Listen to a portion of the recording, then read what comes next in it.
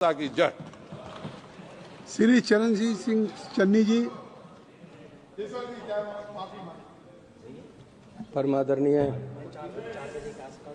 Chairman साहब, मैं आपको धन्यवाद देता हूं, आपने मुझे बोलने का अवसर दिया है। चेयरमैन साहब, पिछले दिनों में हमारे बहुत ही नेक, ईमानदार अर्थशास्त्री, एजुकेशनिस्ट, हमारे माननीय साबका प्रधानमंत्री सरदार बहादुर सरदार मनमोहन सिंह जी हमें छोड़कर चले गए। मैं उनको श्रद्धांजलि अर्पित करता हूं। उन्होंने 10 साल प्रधानमंत्री रहकर नेक नीति से, ईमानदारी से देश को चलाया। उनके राज्य में कोई लड़ाई नहीं थी, कोई झगड़ा नहीं था, किसी को डर नहीं था और वो एक सच्चे सुच्चे ईमानदार नेता थे। और मैं सरकार से मांग करूंगा कि उनको भारत रत्न से नवाजा जाए। उनका हक बनता है, सरकार को पहले ही ये कर देना चाहिए था और उनका एक स्थल तैयार किया जाए। जैसे दूसरे प्रधानमंत्रियों को चाहे, उसमें भी सरकार ने गलत किया जब उनका संस्कार हुआ, मैं उस बात पे नहीं आता, लेकिन जो उनका हक बनता है उनको भारत रत्न दिया जाना चाहिए। माननीय चेयरमैन साहब, मुझे अफसोस है कि जो हिंदुओं के नाम पे राजनीति करने वाली जो सरकार है, वो हिंदुओं के महाकुंभ को भी सुरक्षित नहीं रख पाई, वहाँ सही प्रावधान नहीं कर पाई, वहाँ सही इंतजाम नहीं कर पाई, जिसके फलस्वरूप सैकड़ों श्रद्धालु वहाँ मारे गए। सो मैं सरकार से, बल्कि यहाँ जिस दिन सबको श्रद्धांजलि दी गई, उस दिन उन श्रद्धालुओं को भी श्रद्धांजलि देनी चाहिए थी, लेकिन नहीं दी गई, बाद में दी होगी। लेकिन मैं आपको बेनती करता हूं कि सरकार की गलती से सब कुछ हुआ है। सरकार को on the floor of the house माफी मांगनी चाहिए कि हम वहां ये इंतजाम नहीं कर पाए। मैं इससे पहले कि आगे बढ़ूं, मैं कुछ पंजाब और जलंधर के अपनी कंस्टिट्यूएंसी के मुद्दे के बारे में बात करना चाहता हूं। चेयरमैन साहब, गुरु रविदास जी की जयंती आ रही है। हर साल जयंती के ऊपर जलंधर से ट्रेन वाराणसी तक जाती हैं और सरकार उसकी प्रावधान करती। मैं सरकार से बेनती करूंगा कि 3 ट्रेनें जल्दी से जल्दी मुहैया कराई जाएं ताकि वहां हो जा सके श्रद्धांजलि। और जलंधर में कैंट के चारों तरफ एक रिंग रोड बननी है, वो मैं रक्षा मंत्री जी से बेनती करूंगा कि मैंने लिखकर भेजा है, आप उस पर गौर करें। सर, 2000 में जब अटल बिहारी जी प्रधानमंत्री थे, तब उन्होंने एक कमीशन सेटअप किया साबका चीफ जस्टिस चालिया जी की रहनुमाई में कि वो जो हमारा संविधान है, इसमें क्या क्या तरमीमें होनी है उसको बताएंगे। तो उसमें एक रिपोर्ट ये भी है कि सिख, जैन, बुद्धिस्ट, इनको हिंदुओं के साथ अलग आइडेंटिटी माना जाए, ये सेपरेट आइडेंटिटी है। और आर्टिकल 25(2) में तरमीम करके हिंदुओं के साथ सिख, जैन और बुद्धिस्ट को भी लिखा जाए। तो मैं सरकार से बेनती करूंगा कि उस रिपोर्ट के आधार पर यह तरमीम लेके आई जाए। सीएम साहब, चेयरमैन साहब, कल राहुल गांधी जी बोले और कल देश ने देखा कि राहुल गांधी जी में एक ट्रू स्टेट्समैन को देखा है। और उनका जो कल का भाषण है, कल मुझे एक बीजेपी के मंत्री मिले, वो बोले हमारे पास इसका कोई जवाब नहीं, हमारे पास मस्जिद और मंदिर के झगड़े का जवाब है। अगर आप किसी मंत्री का नाम लेंगे तब वो तब वो मैंने नाम लिया नहीं सर, मैंने नाम लिया तो नहीं। फिर आप आरोप लगा रहे हैं। आरोप नहीं है सर, मैं कैसे प्रशंसा जवाब कर रहा हूँ, मैं आरोप नहीं लगा रहा हूँ, यहाँ प्रशंसा कर रहा वही हूँ। जवाब दे सकता है जिस क्या मैं उसको मंत्री पद से हटा दूं? नहीं गौरव जी, मैं तो प्रशंसा कर रहा हूँ कि उन्होंने प्रशंसा की। लेकिन जवाब वही दे सकता है जब किसी का आप नाम लेंगे। तो इसलिए सर क्यों मेरा इससे भ्रम भी तो पैदा हो सकता है, भ्रम भी पैदा होगा। सर राहुल गांधी पे 40 केस हैं आज इस सरकार ने डाले हुए, उसको तराशा जा रहा है, वो हीरा है और तराश हो रहा है। और सरकार हर बार, अब पार्लियामेंट में भी केस कर दिया, जहां जाते हैं वहां की सरकार से केस करवा दिया जाता है। लेकिन राहुल गांधी ने कल बताया कि उसकी सोच देश को आगे ले जाने की है और ये देश को हर समय पीछे लेकर जा रहे।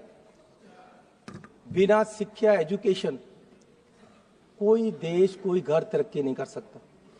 हमारे देश की जो सरकारी यूनिवर्सिटियां हैं, जो सेंट्रल सरकार चलाती है, उसमें 25 से 30% हर यूनिवर्सिटी में टीचर नहीं है।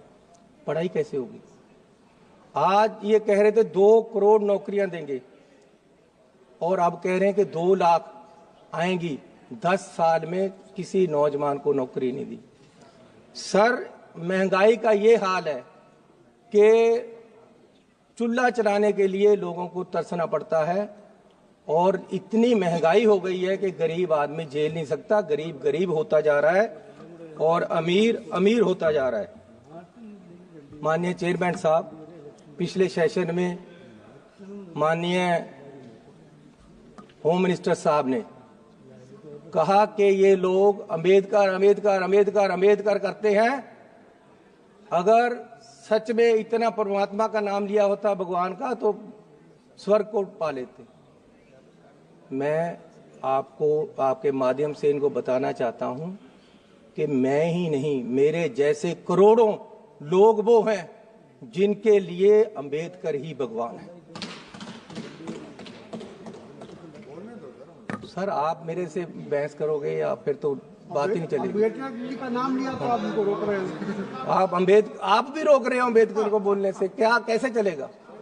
अम्बेडकर वो है जिसने मेरे जैसे करोड़ों नौजवानों को खड़ा किया है, देश को आरक्षण देकर गरीबों को ऊपर उठाया है, जिसने औरतों की वकालत की है। अम्बेडकर के नाम पे ऐसे शब्द बोलना ये निंदनीय है और माफी मांगनी चाहिए इन लोगों। और इससे उत्साहित होकर पंजाब में पिछले हफ्ते एक आदमी ने अम्बेडकर साहब के बुत पे चढ़कर हथौड़े से उसको तोड़ा है। ये बीज ने नफरत का। ये आप जो ये आरोप लगा रहे हैं, जब देश का होम मिनिस्टर बोलेगा अम्बेडकर के खिलाफ, तो आम लोगों को तो उत्साहित होंगे ही। आम लोग क्यों नहीं बोलेंगे? जब आपका सबका सिपा सलार ही बोल रहा है तो आम लोगों का क्या हाल होगा? आप अम्बेडकर के ही नहीं, अम्बेडकर को संविधान के भी दुश्मन हो। सदस्य जी, 1 मिनट रुक जाइए। आप ना अम्बेडकर को चाहते हो। 115 chairman sir, Bharatiya Janata party की फैक्ट फाइंडिंग कमेटी माननीय सदस्य ब्रिजलाल जी के नेतृत्व में गई और अंबेडकर जी की प्रतिमा को नुकसान कांग्रेस के कार्यकर्ता और आम आदमी पार्टी ने किया है। ये अपनी गलती छुपाने के लिए हमारे ऊपर आरोप लगा रहे हैं। सर, फैक्ट फाइंडिंग कमेटी बनानी है तो ये बनाओ कि देश का होम मिनिस्टर अब वो आप बात क्यों गलत बोला अंबेडकर साहब के लिए, ये बताओ ना। आप और अपनी बात करें। सर, मैं यह बात ही कर रहा हूं, आज तक माफी नहीं मांगा।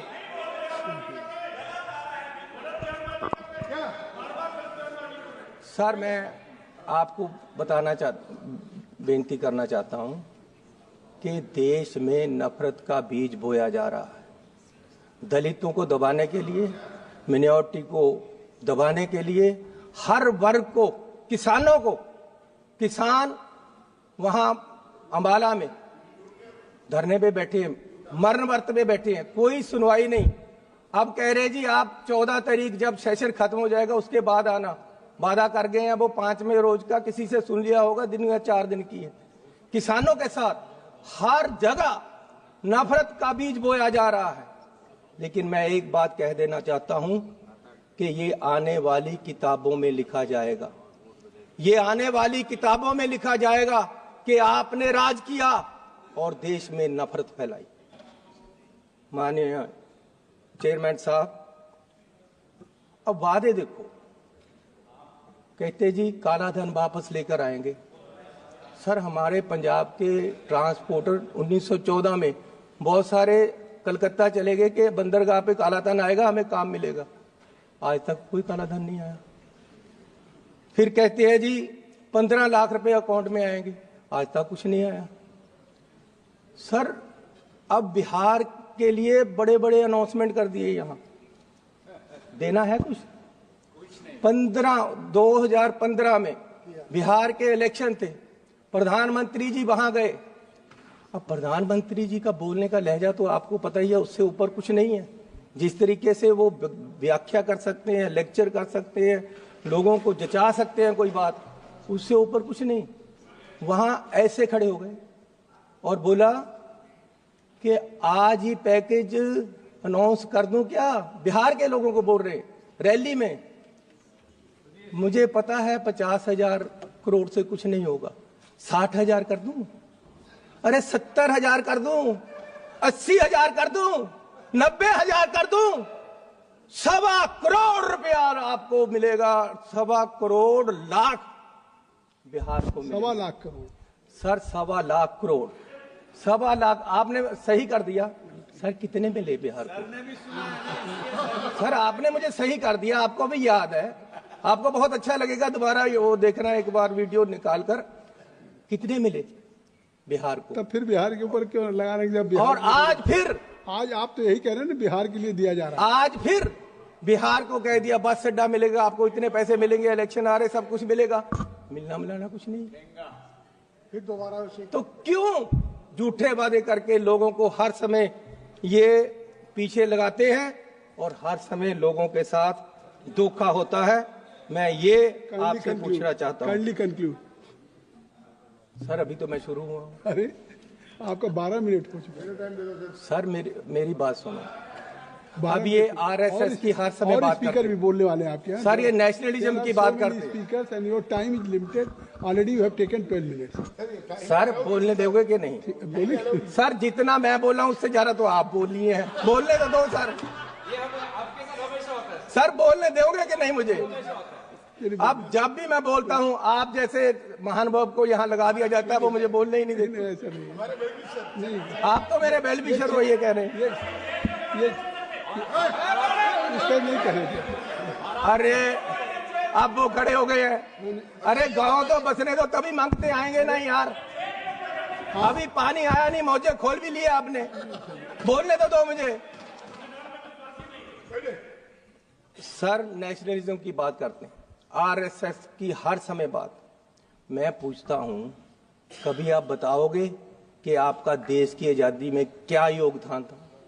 आरएसएस का क्या योगदान था? राष्ट्रपति के अभिभाषण पे बोल रहे हैं, आरएसएस की विचारधारा पे बोल रहे हैं। सर, आप मुझे बोलने देगा कि नहीं? मैं ये पूछना चाहता हूं। अब ये देखो सर, गौरव, ये पटेल साहब की बात कर रहे हैं, मेरे पास ये सर्टिफिकेट है कि पटेल साहब होम मिनिस्टर होते हुए उन्होंने आरएसएस को बैन किया था। ये झूठ है बात बोले। और फिर 1966 में, 1980 में आरएसएस के लिए ये कहा गया कि आरएसएस और जमाते इस्लाम कोई सरकारी कर्मचारी, कोई सिविल सर्वेंट उनका मेंबर नहीं बन सकता। लेकिन आज जुलाई 24 में, जुलाई 24 में बोलने दो सर, बोलने दो आप। अब बोलने दे रहा हूं, लेकिन एक बात है, अतीत की बात कर रहे हैं, कोई पंजाब के वर्तमान की बात करेंगे सर। सर, अब 24 में, जुलाई 24 में इन्होंने आरएसएस को ये कर दिया कि आरएसएस में कोई भी सरकारी कर्मचारी मेंबर बन सकता है। जब नेहरू जी देश के प्रधानमंत्री थे, 62 के चाइना युद्ध के बाद 1963 में इंडिया गेट पर परेड में राष्ट्रीय स्वयंसेवक संघ को नेहरू जी ने शामिल कराया। ये नेहरू जी को गाली दें, ये नेहरू जी के नीतियों को गाली दें। आरएसएस गणतंत्र दिवस के परेड में शामिल हुआ था। आप माफी मांगिए देश से कि नेहरू ने गलती की। ये मेरे पास सर्टिफिकेट है, ये मेरे पास नोटिफिकेशन है सर के जानकारी दे रहे हैं, आरएसएस को जानकारी दिया। सर बोलने नहीं देना तो आपकी मर्जी है। नहीं, मैं आपको बोलने दे रहा हूँ, लेकिन आप कंक्लूड करिए ना। आरएसएस का मेरे पास नोटिफिकेशन है कि आरएसएस को कहा गया था कि आप कभी भी राष्ट्रपति का सरकारी कर्मचारियों को अभिभाषण होता है, सरकार पे बोलिए। सर पंजाब की सरकार अब वकालत तो आप ही कर रहे हो सारी उनकी सर।